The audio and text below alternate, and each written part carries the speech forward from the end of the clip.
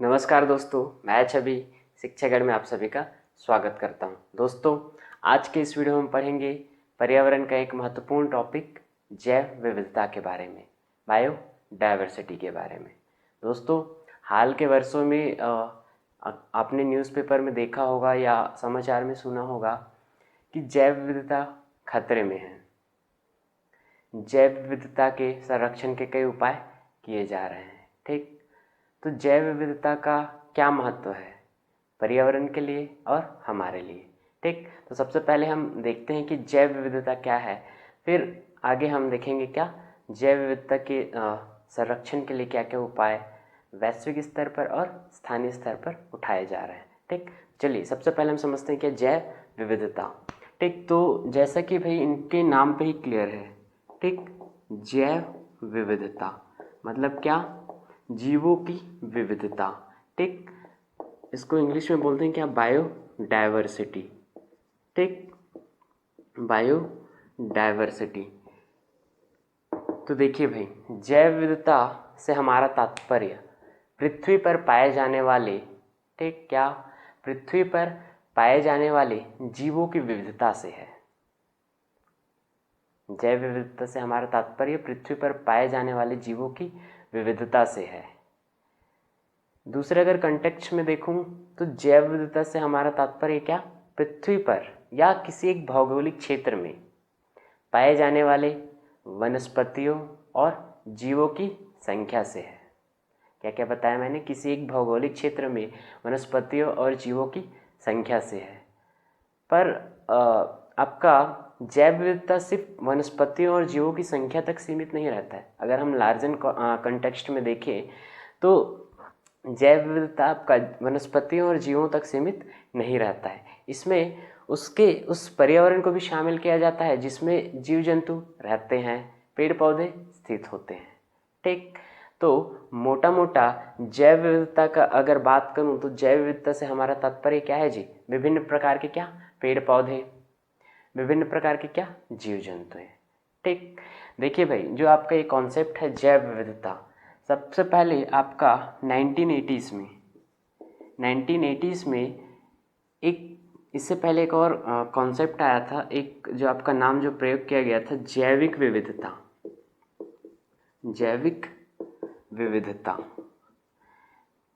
इसको बोलते हैं क्या, बायोलॉजिकल डायवर्सिटी। इस शब्द का प्रयोग सबसे पहले किया था किसने, लवज़ाय ने। ठीक, लवज़ाय ने कब, 1980s पे। ठीक, उसी के बाद आपका इसी का जो संक्षिप्त रूप आया क्या, जैव विविधता। ठीक, जैव विविधता। तो देखिए भैया, आपका 1985 के करीब आया था। ठीक, इसका जो संक्षिप्त रूप क्या, जैव विविधता। ये जो टर्म दिया था, इस शब्द को जो सबसे पहले दिया था वो आपका माना जाता है किसको, W.G. रोजेन को। ठीक, W.G. रोजेन को। ठीक, देखिए भाई, वैसे तो इन नाम में काफ़ी विवाद है कि किसने पहले दिया था किसने नहीं दिया था, इसमें काफ़ी विवाद है। पर जो आपका अच्छा बुक है, ऑथेंटिक बुक है, उसमें ये दो नाम को दिया हुआ है। ठीक, तो आपको याद रखना क्या, लवज़ाय, इन्होंने कौन सा शब्द का पहले प्रयोग किया था, तो जैविक विविधता का। ठीक, उसी का जो संक्षिप्त रूप है जैव विविधता, सबसे पहले किसने प्रयोग किया था, तो W.G. रोजेन ने। ठीक, तो देखिए, आपका जैव विविधता से हमारा मोटा मोटा तात्पर्य क्या है जी, विभिन्न प्रकार के पेड़ पौधे, विभिन्न प्रकार के क्या जीव जंतु है।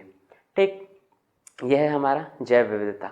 ठीक, अगर इनका मैं टाइप्स का बात करूं, जैव विविधता का अगर मैं टाइप का बात करूं तो आपका 3 टाइप का होता है।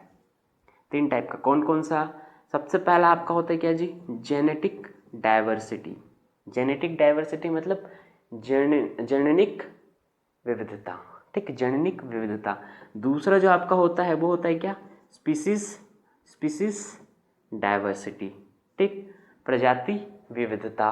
तीसरा जो आपका टाइप होता है वो क्या होता है जी, कम्युनिटी या इकोलॉजिकल डायवर्सिटी। ठीक, सामुदायिक या परितंत्र विविधता।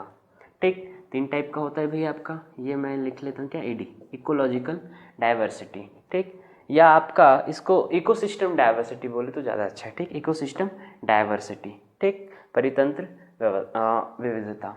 ठीक, तो चलिए भाई सबसे पहले हम बात करते हैं जेनेटिक डाइवर्सिटी क्या होता है। ठीक, तो देखिए भाई जेनेटिक जैसे नाम से ही क्लियर है क्या जी, जीन के स्तर पर। जेनेटिक मतलब क्या होता है, जीन। ठीक, तो जो आपका एक ही प्रजाति में, ध्यान रखना है आपको, क्या एक ही प्रजाति में, एक ही प्रजाति में जो जीन के स्तर पर जो विविधता होता है। ठीक, एक ही प्रजाति में जो जीन का आपका जीन के स्तर पर विविधता, जीन के स्तर पर क्या विविधता, ये होता है क्या आपका जी जेनेटिक डाइवर्सिटी या जेनेटिक विविधता। ठीक, एक ही प्रजाति में जीन के स्तर पर जो विविधता होता है वो आपका होता है क्या जेनेटिक डाइवर्सिटी या जेनेटिक विविधता। ठीक, जैसे देखिए अगर हम इसको एग्जांपल समझे तो देखिए भाई मानव का अगर मैं बात करूं तो मानव किसकी प्रजाति है जी, होमो सेपियंस। सभी मानव किस प्रजाति के हैं, होमो सेपियंस प्रजाति के हैं। ठीक, लेकिन अगर सभी मानव होमो सेपियंस मतलब एक ही प्रजाति के हैं तो फिर उनमें रूप रंग में या आकार में, ठीक, ये अलगाव कैसा, मतलब सब अलग अलग कैसे, कोई किसी का रूप रंग कलर में लाइट है तो किसी का डार्क, ठीक, कोई ऊंचा है तो कोई कम हाइट। ठीक, तो ये अलगाव कैसा, ठीक, तो वो आपका बेसिकली है किस कारण, ये आपका जेनेटिक के कारण, जीन में अंतर के कारण। ठीक, जो आपका रूप रंग में या आकार में जो अलगाव है मानव में, ठीक, वो किस कारण है जी, जीन के कारण। ठीक, जेनेटिक डाइवर्सिटी के कारण। ठीक, देखिए भाई जेनेटिक जो डाइवर्सिटी होता है ना, जेनेटिक आपका जो डाइवर्सिटी होता है वो किसी पर्यावरण के लिए क्या होता है जी, अच्छा होता है। ठीक, पर्यावरण के लिए क्या होता है, अच्छा होता है भाई। क्यों, क्योंकि जितने ज़्यादा टाइप के वैरायटी रहेगा, जेनेटिक डाइवर्सिटी आपका जितना ज़्यादा होगा उतना ही क्या है पर्यावरण के लिए अच्छा है। क्यों, क्योंकि देखिए भाई अगर आपका जैसे मैं एग्जांपल लेता हूँ मनुष्य का। ठीक, मैं एग्जांपल ले रहा हूँ क्या, होमो सेपियंस का। ठीक, मैंने एग्जांपल ले क्या, होमो सेपियंस का। ठीक, तो देखिए इसमें काफ़ी सारे मानव हैं, ठीक, काफ़ी सारे मनुष्य हैं। ठीक, तो देखिए अगर सबका जो है सभी अगर एक प्रजाति की है और इनका अगर आपका जीन का स्ट्रक्चर क्या है, सेम है। ठीक, जीन का स्ट्रक्चर सेम है तो इनका क्या होगा जी, प्रतिरोधक तंत्र भी क्या होगा, सेम होगा। ठीक, इनकी संरचना भी क्या होगी, सेम होगी। ठीक, तो देखिए अगर इनका प्रतिरोधक तंत्र सेम है तो कोई भी आपका जैसे कोई बीमारी आता है, ठीक, कोई डिजीज़ होता है तो क्या होगा जी, सारे लोग को क्या कर देगा, एक साथ क्या करेगा, प्रभावित करेगा। ठीक, एक साथ प्रभावित करेगा। ठीक, जिससे क्या होगा कि इस प्रजाति के लिए क्या होगा जी, विलुप्त होने के लिए क्या हो जाएगा, या विलुप्ति के कगार पर क्या हो जाएंगे, ये पहुंच जाएंगे, खतरा उत्पन्न हो जाएगा विलुप्ति का। ठीक, इसीलिए मैंने कहा क्या कि हमारे पर्यावरण के लिए क्या है जी, जेनेटिक डाइवर्सिटी महत्वपूर्ण है। ठीक, अच्छा होता है। ठीक, क्योंकि देखिए भाई ये आपका मैं एग्जांपल लेता हूँ वापस से मनुष्य का। ठीक, देखिए होमो सेपियंस से हैं सारे मनुष्य। ठीक, तो देखिए सबका क्या होता है, जेनेटिक जीन के आधार पर क्या होता है, अलग अलग क्या होता है जी, जीन के आधार पर क्या होता है, विविधता होता है। ठीक, तो देखिए भाई इसमें देखिए फिर क्या होगा, आपका अलग अलग लोग हैं तो अलग अलग लोग हैं, अलग अलग जीन पे क्या है, विविध है। ठीक, तो आपका क्या होगा, ये कुछ जो हो किसी का क्या होगा जी, प्रतिरोधक तंत्र ज़्यादा होगा, किसी का क्या होगा, कम होगा, किसी का क्या होगा, बहुत कम होगा। ठीक, तो आपका कोई आपका बीमारी या डिसीज़ जैसे इसमें एंटर करेगा, इस समुदाय में एंटर करेगा तो क्या होगा जी, जिनका प्रतिरोधक तंत्र ज़्यादा अच्छा है वो क्या होगा, उसको झेल पाएगा, सहन कर पाएगा। ठीक, और उसके अनुरूप क्या कर लेगा, ढाल लेगा। जिनका बहुत ही कम होगा वो क्या होगा जी, क्या हो जाएगा, निपट जाएंगे। ठीक, जैसे अभी के दौर में जो कोरोना का आपका चल रहा है। ठीक, तो देख रहे हैं ना आप, कुछ लोग क्या हो रहे हैं, जल्दी ठीक हो जा रहे हैं, कुछ लोग क्या हो रहे हैं, थोड़ा लेट से ठीक हो रहा है, कुछ लोग का क्या हो जा रहा है जी, मृत्यु हो जा रहा है। ठीक, क्यों, क्योंकि उनका क्या है, प्रतिरोधक तंत्र क्या है, अलग अलग है। ठीक, जो वैसे तो सब एक ही प्रजाति के हैं, होमो सेपियंस प्रजाति के। ठीक, पर किसी का प्रतिरोधक तंत्र ज़्यादा है, प्रतिरोधक तंत्र जो आपका क्षमता है वो ज़्यादा है, किसी का कम। ठीक, तो जिनका ज़्यादा है वो बच जा रहे हैं, जल्दी ठीक हो जा रहे हैं, जिनका कम है वो नहीं बच पा रहे हैं या लेट से रिकवर हो रहे हैं, ठीक हो रहे हैं। ठीक, तो ये होता है क्या आपका जेनेटिक डाइवर्सिटी। एक चीज़ इसमें और आपको याद रखना है, अगर मनुष्य का मैं बात करूं तो 35,000 से 45,000 लगभग आपका क्या है जी, जीन है। ठीक, मतलब इतने टाइप्स के क्या है आपका जेनेटिक डाइवर्सिटी है ह्यूमन बीइंग का। ठीक, मनुष्य का। ठीक, इसको ऐसे समझिए, आपने कभी कभी कहीं जाते होंगे तो देखते होंगे कि किसी को देखते ही आपको लगता है कि ये आंखें बिल्कुल उनकी तरह है। ठीक, क्यों लगता है? क्योंकि भाई इस जेनेटिक डाइवर्सिटी में भी क्या है, इतने ही टाइप के हैं, लगभग इससे ज़्यादा नहीं है। ठीक, इसलिए कभी कभी आपको किसी की नाक सेम टाइप का लगेगा, या कभी किसी का आंखें सेम टाइप का लगेगा, या फेस जो है फेस कट सेम टाइप का लगेगा। ठीक, क्यों? क्योंकि इतने टाइप के क्या है जी, जेनेटिक डाइवर्सिटी है। ठीक, इस कारण हमें कभी कभी आसपास सेम दिखने वाली सेम तरह की क्या दिखने वाली चीज़ें मतलब लोग दिख जाते हैं, मिल जाते हैं। ठीक, तो जेनेटिक डाइवर्सिटी से मोटा मोटा मतलब ये है कि जीन के स्तर पर, एक ही प्रजाति में जीन के स्तर पर जो विविधता होती है वो होता है कि आपका जेनेटिक डाइवर्सिटी, जेनेटिक विविधता। ठीक, दूसरा जो आपका टाइप होता है वो क्या हो जी, स्पीसीज डाइवर्सिटी। ये आपका होता है क्या, प्रजाति विविधता। प्रजाति विविधता, तो देखिए प्रजाति के स्तर पर जो विविधता होता है ना, वो होता है क्या आपका प्रजाति विविधता। ठीक, मतलब देखिए एक क्षेत्र में, ठीक, किसी एक ले लेते हैं, किसी एक भौगोलिक क्षेत्र में, भौगोलिक क्षेत्र में, ठीक, किसी एक भौगोलिक क्षेत्र में विभिन्न प्रकार की प्रजाति,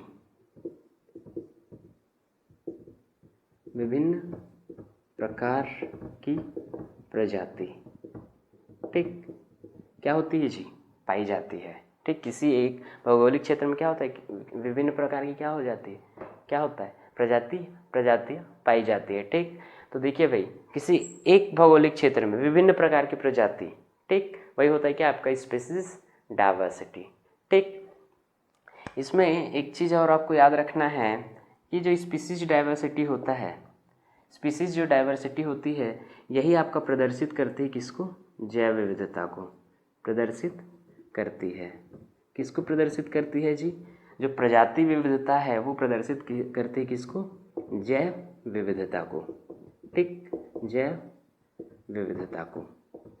ठीक, तो देखिए भाई स्पीसीज डाइवर्सिटी मतलब एक कोई भौगोलिक क्षेत्र रहेगा, उसमें क्या रहेंगे, डिफरेंट क्या रहेंगे, स्पीसीज रहेंगे। जैसे हम कोई एक नेशनल पार्क को ले लें, ठीक, तो वो क्या है आपका एक भौगोलिक क्षेत्र है। ठीक, वहाँ आपको डिफरेंट स्पीसीज, जैसे आपको बंदर देखने को मिलेगा, गिलहरी देखने को मिलेगा, शेर मिलेंगे, हाथी मिलेंगे, भालू मिलेंगे। तो इससे क्या है जी, डिफरेंट क्या है, स्पीसीज हैं।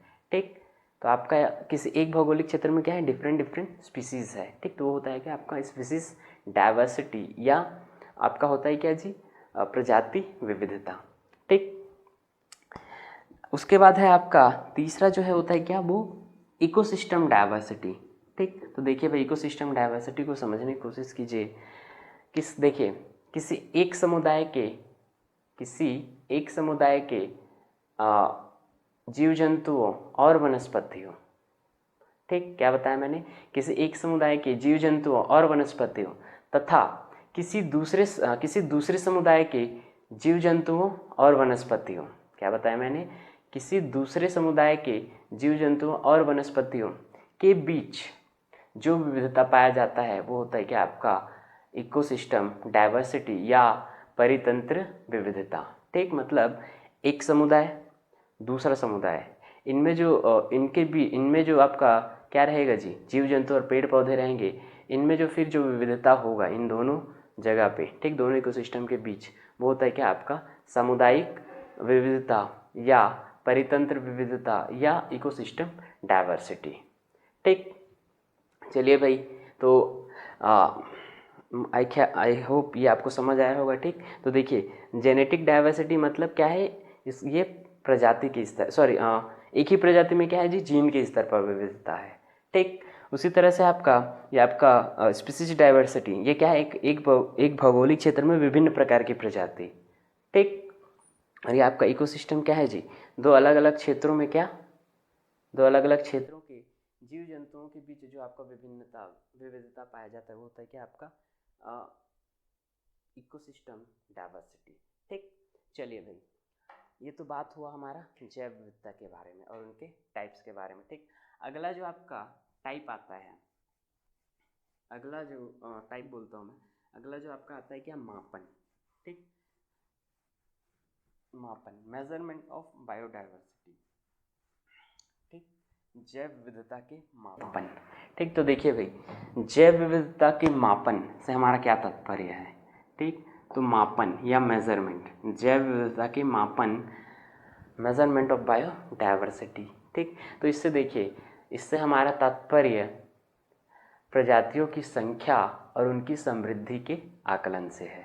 ठीक, मापन से हमारा तात्पर्य क्या है, जितने भी प्रजाति है उनकी संख्या प्लस उनकी समृद्धि, ठीक, के आकलन से है। ठीक, तो होता है क्या आपका, क्या होता है, मेजरमेंट ऑफ बायोडाइवर्सिटी। ठीक, इसके अंदर आपका तीन चीज़ें आती हैं, तीन चीज़ें। एक होता है क्या आपका अल्फा विविधता। ठीक, उसके बाद दूसरा जो आपका होता है वो होता है क्या आपका बीटा विविधता। उसके बाद लास्ट जो आपका होता है वो होता है क्या जी, गामा विविधता। ठीक, तो चलिए भाई एक एक करके देख लेते हैं क्या होता है अल्फा बीटा गामा। ठीक, तो देखिए भाई, अल्फा विविधता जो होता है वो आपका देखिए किसी एक इकोसिस्टम में, ठीक, ये क्या है आपका एक इकोसिस्टम, मतलब कोई एक आपका क्षेत्र है।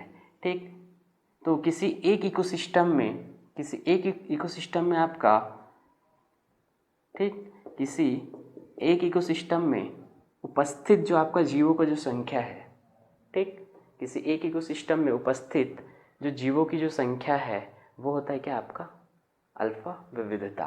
ठीक, तो आपका किसी एक इकोसिस्टम में जीवों की संख्या, जीवों की संख्या, ठीक, ये होता है क्या आपका अल्फा विविधता।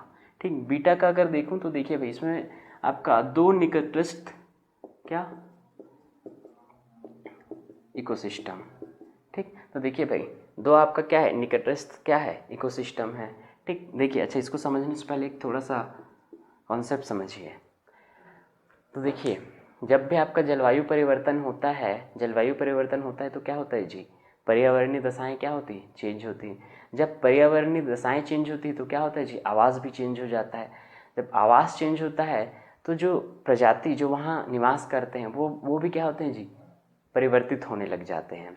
ठीक, क्या होते हैं, परिवर्तित होने लग जाते हैं। अब जैसे ही वो परिवर्तित होते हैं वो क्या होते हैं जी, अपनी अनुकूल स्थिति प्राप्त करने के लिए क्या करते हैं, एक स्थान से दूसरे स्थान क्या करते हैं, प्रतिस्थापन करते हैं। ठीक, या एक स्थान से दूसरे स्थान क्या करते हैं, चले जाते हैं। ठीक, तो जो विस्थापन की दर है, जो आपका एक जगह से दूसरी जगह जो विस्थापन की दर है, या एक प्रजाति का मतलब जलवायु परिवर्तन के कारण बदलाव, मतलब जलवायु परिवर्तन के कारण जो बदलाव हो रहा है एक प्रजाति में, उनकी जो बदलाव का दर है, मतलब प्रजातियों में बदलाव का जो दर है वो आपका होता है क्या, वो होता है क्या आपका बीटा विविधता। ठीक, तो बीटा विविधता में हम देखते हैं क्या जी, प्रतिस्थापन की दर, प्रतिस्थापन की दर। ठीक, कि किस दर से प्रतिस्थापित हो रहे जीव जंतु। ठीक, उसके अलावा इसमें उनमें बदलाव या परिवर्तन किस दर से हो रहा है। ठीक, बदलाव या परिवर्तन किस दर से हो रहा है, तो वो सब आपका देखा जाता है किसके अंदर, बीटा विविधता के अंदर। ठीक, अगला जो होता है आपका गामा डाइवर्सिटी। ठीक, तो देखिए भाई, कोई एक भौगोलिक क्षेत्र है, ठीक, कोई एक भौगोलिक क्षेत्र है, इसके अंदर जितना भी आपका इकोसिस्टम है, ठीक, इसके अंदर जितना भी आपका इकोसिस्टम है, ठीक, तो उन सभी इकोसिस्टम में जो जीव है उनकी संख्या, ठीक, एक कोई आपका भौगोलिक क्षेत्र है, उनमें जितने भी आपका इकोसिस्टम क्या है, उपस्थित है, ठीक, उनमें जो जीवों की जो संख्या है वो बताता है हमें कौन, गामा विविधता। ठीक, तो इसमें हमारा किसी एक भौगोलिक क्षेत्र में क्या है जी, उपस्थित सभी सभी सभी इकोसिस्टम के जीवों की संख्या, के जीवों की संख्या। ठीक, किसी एक भौगोलिक क्षेत्र में वहाँ उपस्थित सभी इकोसिस्टम के जीवों की संख्या। ठीक, तो वो होता है क्या हमारा गामा, क्या होता है जी, गामा विविधता। ठीक, इसके अंदर एक और चीज़ है जो आपका गामा जो विविधता है ना, ये बताता है, प्रदर्शित करता है, क्या प्रदर्शित करता है जी? प्रदर्शित करता है प्रचुरता को। प्रदर्शित करता है किसका? प्रचुरता को, रिचनेस को बताता है। जैव विविधता की प्रचुरता कितनी है, जैव विविधता का रिचनेस कितना है, ठीक, वो बताता है कौन? आपका गामा विविधता या गामा डाइवर्सिटी, ठीक। जैसे एक और चीज़ इसमें आपको देख लीजिए, देखिए जैसे मैं दो इकोसिस्टम, एक आपका एक भौगोलिक क्षेत्र, इसमें मैंने दो इकोसिस्टम ले लिया, ठीक ठीक, ये आपका इकोसिस्टम 1, ये आपका इकोसिस्टम 2, ठीक। यहाँ मान लेते हैं कि S1 स्पीसीज़ है, S1 प्रजाति है, और यहाँ आपका S2 प्रजाति है, ठीक। तो देखिए भाई गामा विविधता क्या होगा, तो आपका जो टोटल जो यहाँ उपस्थित जो स्पीसीज़ की संख्या होगा, उसको मैं लेता हूँ क्या? गामा। तो गामा हो जाएगा क्या? जो आपका इकोसिस्टम 1 में उपस्थित कुल प्रजातियों की संख्या, तो आपका क्या है जी? S1 प्लस इकोसिस्टम 2 में उपस्थित कुल प्रजातियों की संख्या को मैं ले लेता हूँ क्या? H2 माइनस, इसको एक सेकेंड ऐसे कर लेते हैं, थोड़ा सा इसको मैं ऐसे कर लेता हूँ, ठीक। एक साथ में इसको क्या कर दिया? मर्ज कर दिया, इकोसिस्टम 2। तो देखिए इसको मैं ले ले हूँ क्या? इसको मैं ले रहा हूँ C, मतलब कॉमन। इकोसिस्टम 1 और इकोसिस्टम 2 दोनों में जो कॉमन प्रजाति है वो आपका संख्या है क्या? C, ठीक। तो देखिए भाई गामा मतलब क्या है? किसी एक भौगोलिक क्षेत्र में उपस्थित क्या जी? उपस्थित सभी इकोसिस्टम के जीवों की संख्या, ठीक। तो यहाँ मैंने दो इकोसिस्टम लिया, ठीक। तो ये आपका गामा इक्वल टू S1 क्या है जी? इकोसिस्टम 1 में उपस्थित जीवों की संख्या, और H2 क्या है आपका? इकोसिस्टम 2 में उपस्थित जीवों की संख्या, ठीक, या प्रजातियों की संख्या, ठीक। ये C क्या है आपका? इन दोनों में जो कॉमन है, ठीक, कॉमन जो प्रजाति है उनकी संख्या, ठीक। तो ये आपका -C, ठीक। तो ये आपका कुछ इस तरह का बनता है भाई, ठीक। तो मोटा मोटा आपको याद रखना है, गामा विविधता से तात्पर्य क्या है? किसी एक इकोसिस्टम में उपस्थित जीवों की संख्या, ठीक। मतलब ये जो होता है आपका क्या होता है जी? प्रजाति के स्तर पर होता है, प्रजाति के स्तर पर होता है, ठीक। उसके बाद दूसरा है आपका क्या जी? क्या? बीटा विविधता। तो ये आपका देखिए भाई, ये आपका हमें बताता है क्या? प्रतिस्थापन की दर या बदलाव की दर, मतलब जो एक इकोसिस्टम से हम दूसरे इकोसिस्टम में जाते हैं तो जीव जंतुओं में किस तरह से बदलाव हो रहा है, किस दर से बदलाव हो रहा है, ठीक। उसको हम देखते हैं किसके अंदर? बीटा विविधता के अंदर, ठीक। तो इसको आपका ये है आपका विभिन्न इकोसिस्टम का स्तर बोलते हैं। ये हमारा मोटा मोटा क्या है जी? विभिन्न इकोसिस्टम के स्तर पर, ठीक। और तीसरा जो आपका होता है, एक भौगोलिक क्षेत्र में सभी आपका इकोसिस्टम में उपस्थित जो जीवों की संख्या है, ठीक, वो होता है क्या? हमारा गामा विविधता, ठीक। तो ये आपका क्या होता है जी? एक भौगोलिक क्षेत्र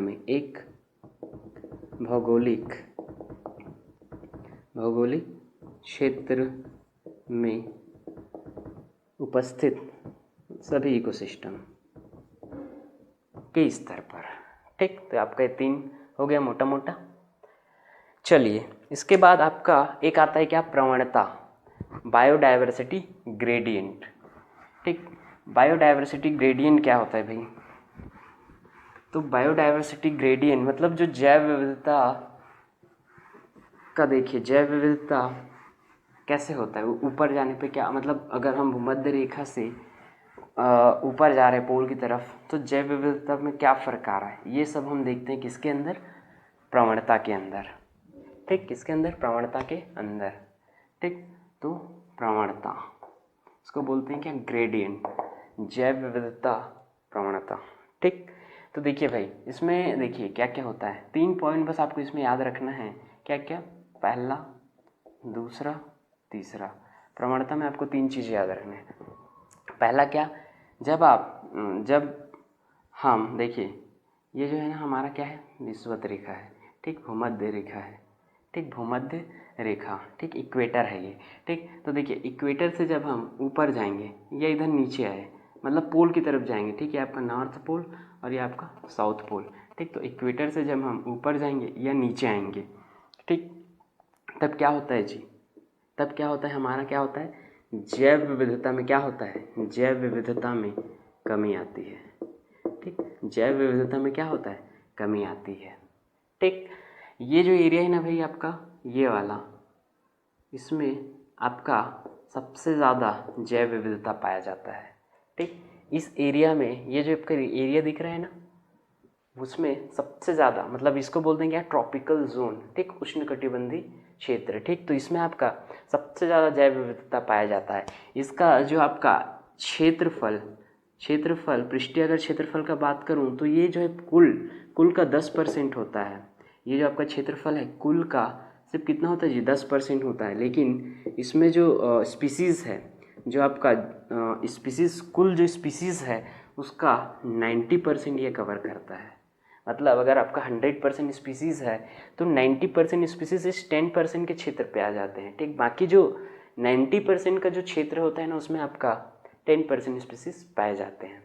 ठीक, तो इसमें आपको याद रखना है क्या जी, जब हम भूमध्य रेखा से या इक्वेटर से पोल की तरफ जाते हैं तो क्या होता है, जैव विविधता में कमी आती है।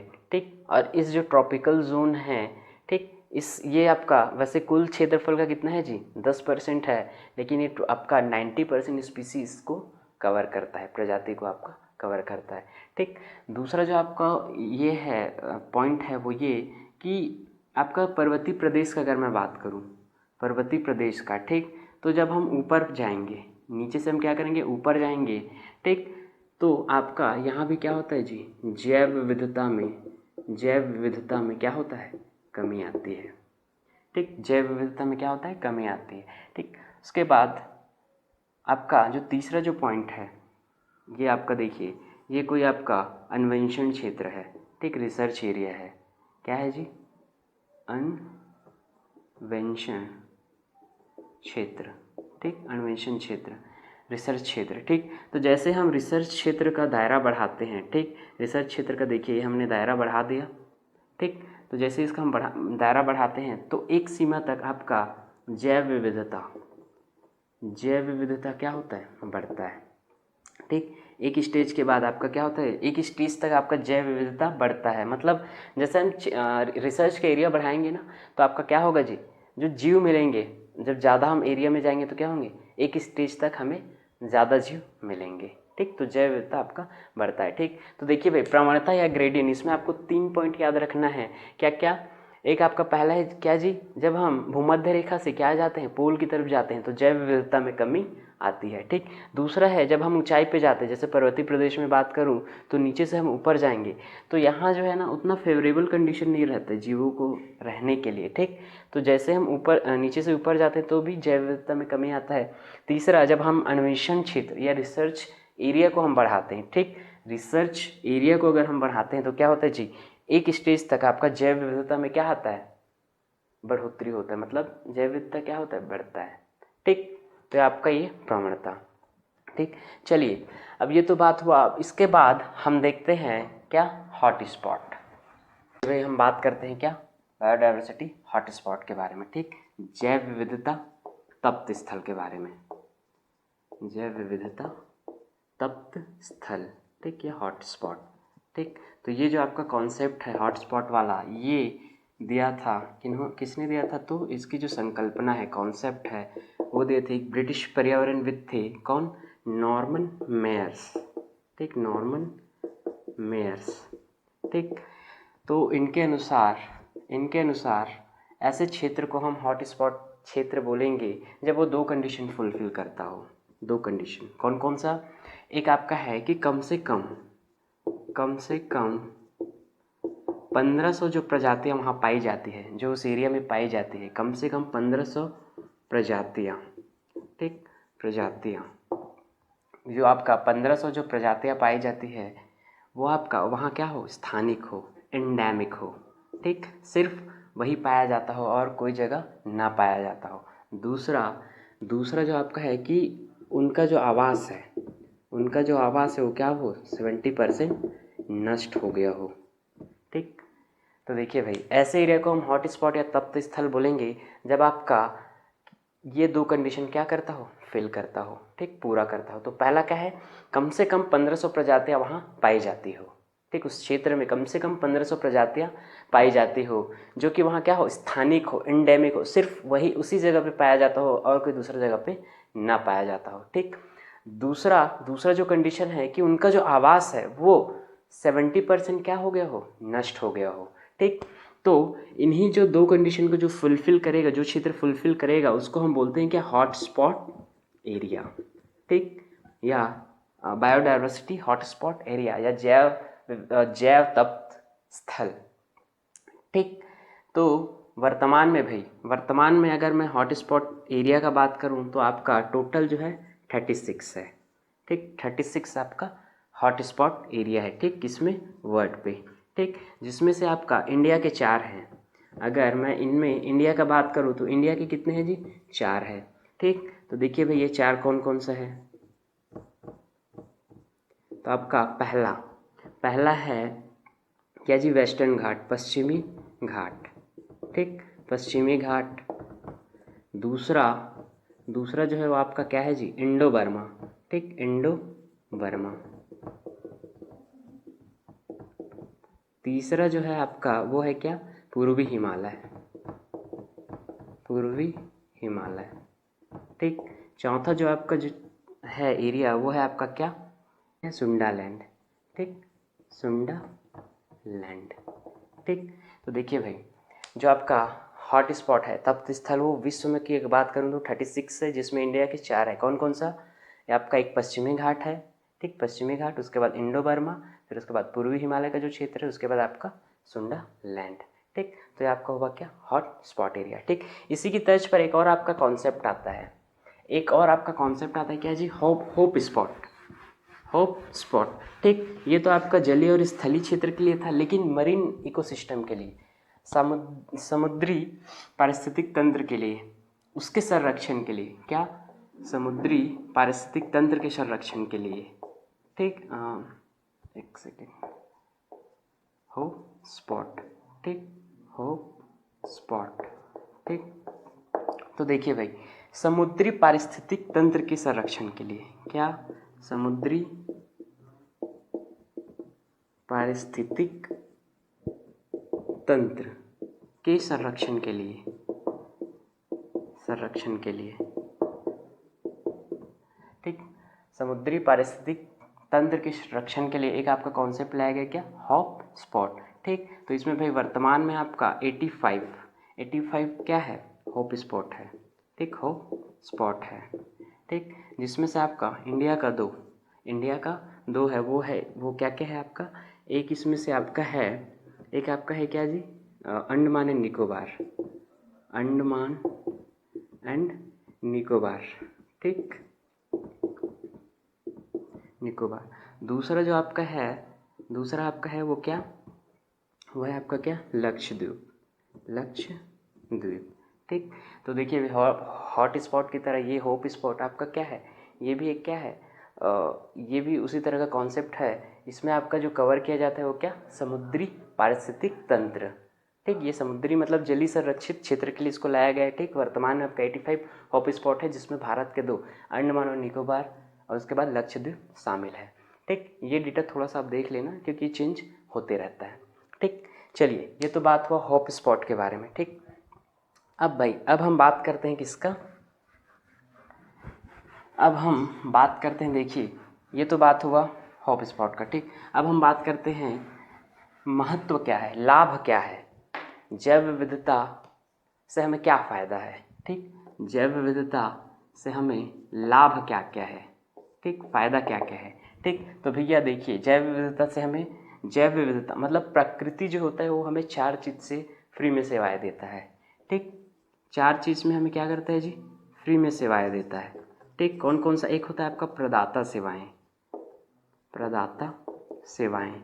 ठीक, प्रोविजनिंग सर्विसेज। इसके अंदर देखिए भाई, इसके अंदर हमें जो मिलता है, जो इसके अंदर जो हमें प्रदाता सेवाएं के अंदर मिलता है, हमें जो मिलता है फ्री में भोजन मिलता है। ठीक, भोजन मिलता है, जल मिलता है, ठीक, ईंधन मिलता है, लकड़ी वगैरह। ठीक, तो ये सारा आपका आता है किसके अंदर, प्रदाता सेवाएं के अंदर। ठीक, उसके बाद दूसरा होता है आपका क्या, नियंत्रणकारी मतलब कंट्रोलिंग सर्विसेज, नियंत्रणकारी। ठीक, कंट्रोलिंग सर्विसेज। इसके अंदर आपका प्रकृति क्या करता है, बाढ़ नियंत्रण करता है। ठीक, बाढ़ नियंत्रण। ठीक, सूखा नियंत्रण, सूखा नियंत्रण, उसके अलावा जल शुद्धता नियंत्रण, रोग नियंत्रण, ये सब आपका आता है किसके जी, कंट्रोलिंग सर्विसेज में। ठीक, उसके बाद जो आपका होता है, जो तीसरा जो आपका टाइप होता है वो आपका क्या होता है जी, सपोर्टिंग, समर्थनकारी सर्विसेज, समर्थनकारी सर्विसेज।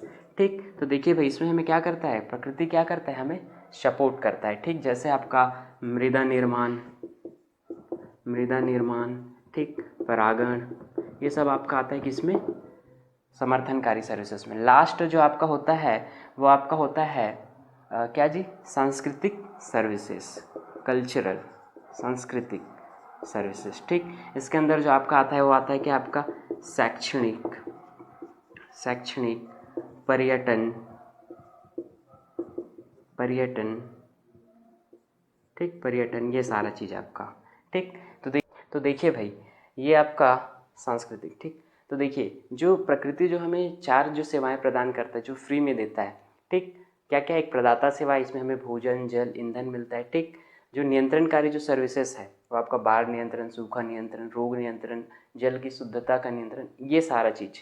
ठीक, समर्थनकारी में जैसे मृदा निर्माण, परागण, उसके बाद सांस्कृतिक या कल्चरल में शैक्षणिक, पर्यटन, तो ये सारा, ये चार चीज़ें क्या करती है, हमें प्रकृति प्रोवाइड करती है, किसमें, फ्री में हमें प्रोवाइड करती है। ठीक, इस कारण हमें क्या हो जाता है जी, जैव विविधता का क्या हो जाता है, संरक्षण अनिवार्य हो जाता है। क्योंकि अगर हम जैव जीवों को अगर संरक्षित नहीं करेंगे, पेड़ पौधों को अगर हम संरक्षित नहीं करेंगे, ठीक, तो क्या होगा जी, ये जो हमें फ्री में जो सेवाएं मिल रही है वो मिलना बंद हो जाएगी। ठीक, जिससे क्या हो जाएगा, मानव अस्तित्व के लिए या दूसरे जीवों के अस्तित्व के लिए क्या हो जाएगा, खतरा पैदा हो जाएगा।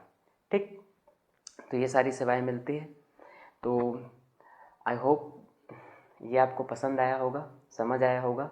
ठीक, अगले क्लास में हम देखेंगे कि जो गवर्नमेंट है स्थानीय स्तर पे या वैश्विक स्तर पे क्या क्या उपाय कर रही है, संरक्षण के लिए क्या क्या उपाय कर रही है। ठीक, तो वो सारा चीज़ हम अगले क्लास में देखेंगे। ठीक, तो ये आपका आज के लिए इतना ही। बहुत बहुत धन्यवाद। अगर आपको ये वीडियो पसंद आए तो प्लीज़ लाइक, शेयर, सब्सक्राइब ज़रूर करें। ठीक, बहुत बहुत धन्यवाद।